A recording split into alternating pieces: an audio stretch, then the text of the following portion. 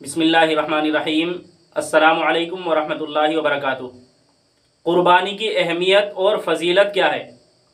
تو قربانی کی اہمیت کا اندازہ تو اس سے لگایا جا سکتا ہے کہ اللہ تبارک و تعالیٰ نے قرآن کریم کے اندر فرمایا وَلِكُلِّ أُمَّةٍ جَعَلْنَا مَنْسَكًا، کہ ہم نے ہر امت کے لیے قربانی کو مقرر کیا تھا۔ تو قربانی صرف اسی امت پر ضروری نہیں ہے، بلکہ اللہ تبارک و تعالیٰ نے تمام امتوں پر قربانی کو ضروری قرار دیا تھا۔ اسی طرح اللہ تبارک و تعالیٰ نے قرآن کریم کے اندر فرمایا فَصَلِّ لِرَبِّكَ وَانْحَرْ، اے نبی آپ اپنے رب کے لیے نماز پڑھیے اور قربانی کیجیے۔ تو اللہ تبارک و تعالیٰ نے خود رسول اللہ صلی اللہ علیہ وسلم کو قربانی کرنے کا حکم دیا ہے۔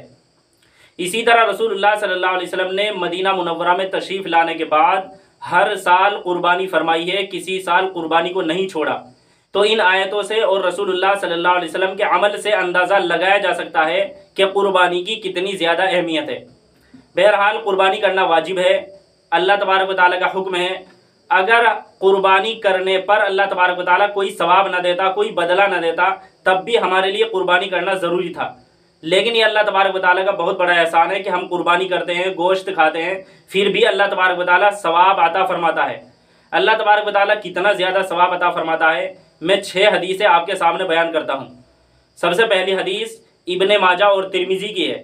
حضرت عائشہ رضی اللہ عنہا سے روایت ہے کہ رسول اللہ صلی اللہ علیہ وسلم نے ارشاد فرمایا کہ قربانی کے دن میں آدمی کا کوئی عمل اللہ تعالیٰ کے نزدیک قربانی کرنے سے زیادہ پیارا نہیں، یعنی جو قربانی کے 3 دن ہیں ان کے اندر سب سے زیادہ پیارا عمل اللہ تبارک و تعالیٰ کو قربانی کرنا ہے۔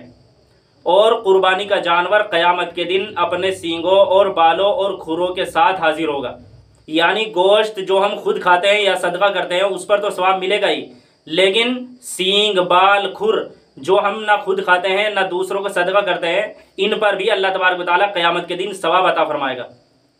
اسی طرح آپ نے ارشاد فرمایا کہ قربانی کا خون زمین پر گرنے سے پہلے اللہ تعالیٰ کے یہاں ایک خاص درجے میں پہنچ جاتا ہے، یعنی مقبول ہو جاتا ہے، تو تم لوگ جی خوش کر کے قربانی کیا کرو۔ دوسری حدیث یہ مستدرک حاکم کی روایت ہے۔ حضرت زید بن ارقم رضی اللہ عنہ سے روایت ہے کہ صحابہ نے پوچھا یا رسول اللہ یہ قربانی کیا چیز ہے، قربانی کی کیا حقیقت ہے، یعنی اس کی شروعات کہاں سے ہوئی ہے؟ تو رسول اللہ صلی اللہ علیہ وسلم نے ارشاد فرمایا کہ یہ تمہارے باپ ابراہیم علیہ السلام کا طریقہ ہے، یعنی قربانی تو اگرچہ پہلے بھی تھی، چنانچہ حضرت آدم علیہ السلام کے زمانے سے قربانی کا رواج چلا رہا ہے، لیکن جو یہ طریقہ ہے کہ ہم جانور ذبح کرتے ہیں اور گوشت کھاتے ہیں، یہ طریقہ حضرت ابراہیم علیہ السلام کے زمانے سے شروع ہوا ہے۔ پھر صحابہ نے عرض کیا کہ ہم کو اس میں کیا ملتا ہے؟ تو آپ صلی اللہ علیہ وسلم نے فرمایا کہ ہر بال کے بدلے میں 1 نیکی ملتی ہے۔ آپ اندازہ لگا سکتے ہیں کہ بکری وغیرہ کے بدن پر کتنے بال ہوتے ہیں، تو اللہ تبارک و تعالیٰ ہر بال کے بدلے 1 نیکی عطا فرماتا ہے۔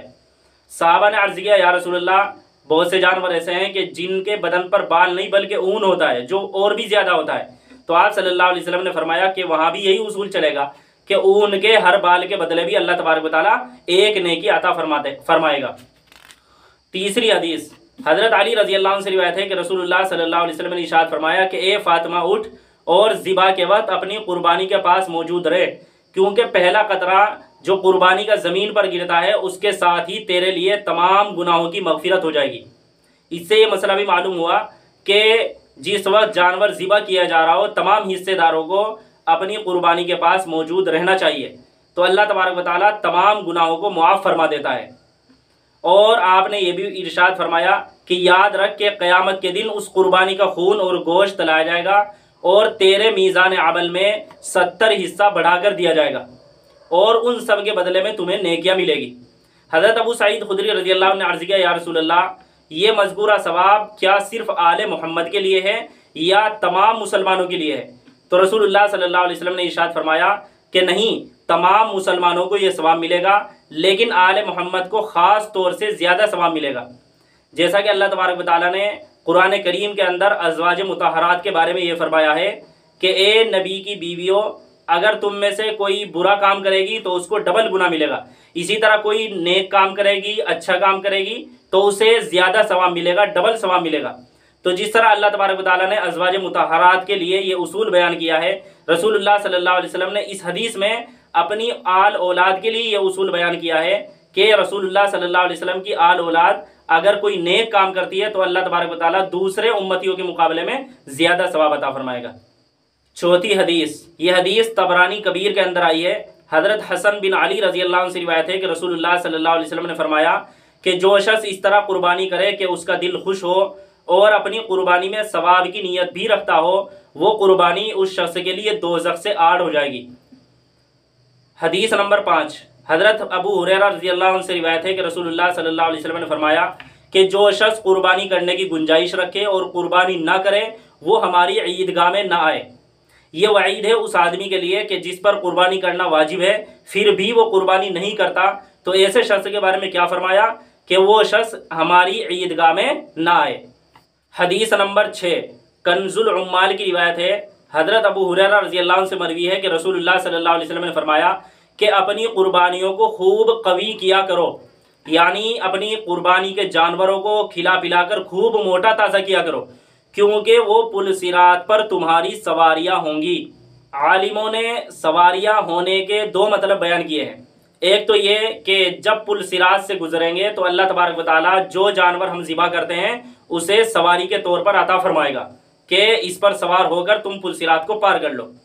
अब अगर किसी ने कई जानवर ज़िबा कर रखे हैं, जैसा कि आदमी हर साल कुर्बानी करता है तो इस तरह कई जानवर ज़िबा हो जाते हैं, तो अगर किसी ने कई जानवर ज़िबा कर रखे हैं तो उस सूरत में अल्लाह तबारक व तआला या तो सारे जानवरों के बदले में एक अच्छी सवारी अता फरमाएगा जिस पर आदमी सवार होकर पुल सिरात को पार कर लेगा, या फिर इस तरह होगा कि थोड़ी दूर के लिए एक जानवर पर सवारी करेगा, फिर थोड़ी दूर के लिए दूसरे जानवर पर, फिर थोड़ी दूर के लिए तीसरे जानवर पर, इसी तरह पुल सिरात को पार कर लेगा।